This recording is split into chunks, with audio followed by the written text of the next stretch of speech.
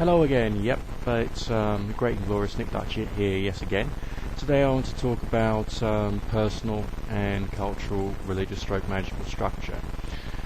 The reason that I'm talking about this is to try and put some flesh on the bones into the life of a practicing occultist, as well as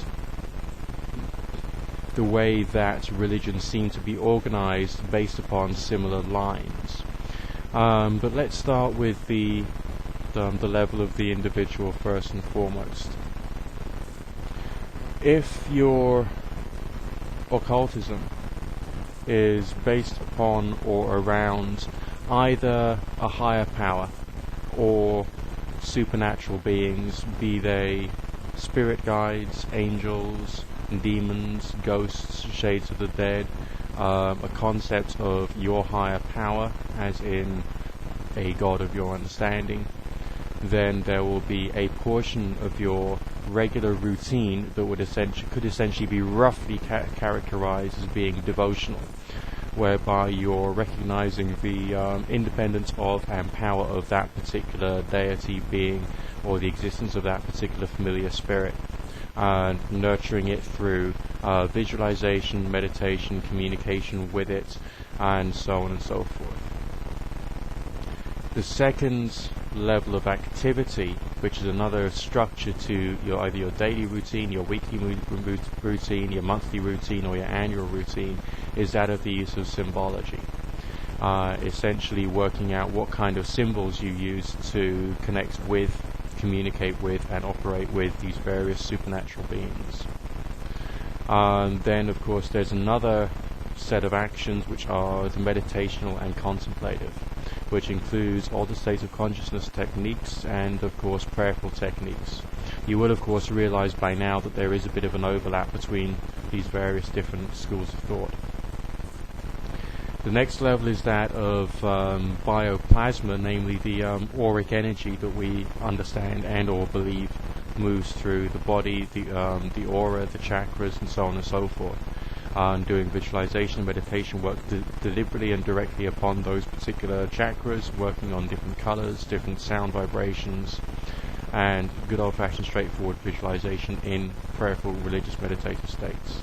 Then of course there's the activities of path working, when you're going on meditative visualization or imaginary journeys or guided meditations to follow certain aspects of the mythologies that you're working in, that you have created, or ideas which are connected to the religiosity that you're dealing with. So someone who's a Christian could in fact do a meditation or a path working exercise in which they're directly meeting or communicating with Jesus, for instance.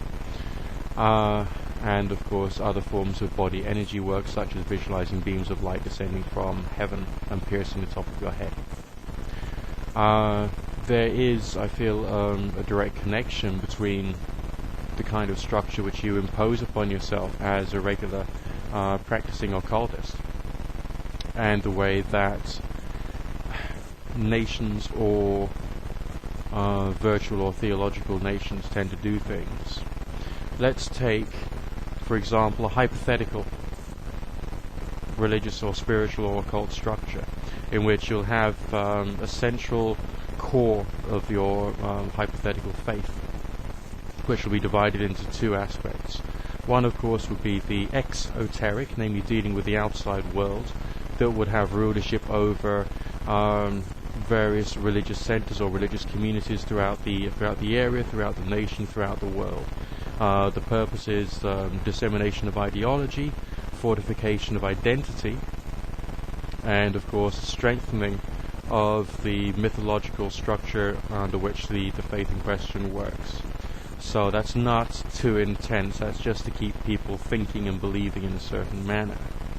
Then of course there's the esoteric level, and on the esoteric level everything there is behind closed doors. There will be those groups which will be purely devotional, building up the egregor spirit as much as they can through prayer, meditation, sacrifice, and so on and so forth.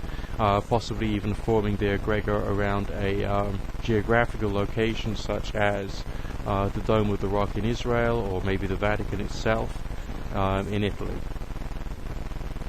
Then of course there'll be the level of the creation of icons or relics designed to have or believed to have some form of supernatural connection to the higher power spirit in question, so that people can carry these things and use them within various forms of religious ceremonies, again to bring the psychological benefit of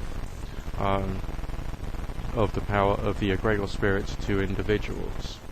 Also within the esoterics section, there will be those who will be doing much more prayer and meditation, who will start to be able to develop phenomenon which the group will then be able to use to demonstrate miracles and thus fortify the faith amongst the followers.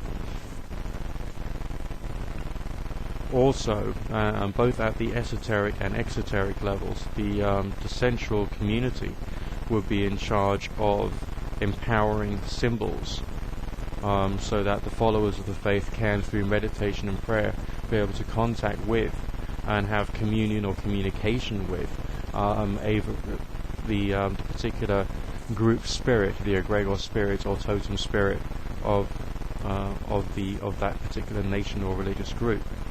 So that appears to me to be a very similar model to the way that, for instance, the Catholic Church seems to operate. But the fact is, as a individual practicing magician, you would then be performing all of those tasks yourself within your own time, so that you can then work with different energy forms and forces and trying to create effects. So yeah, that does tend to turn your occultism into something of a vaguely religious nature.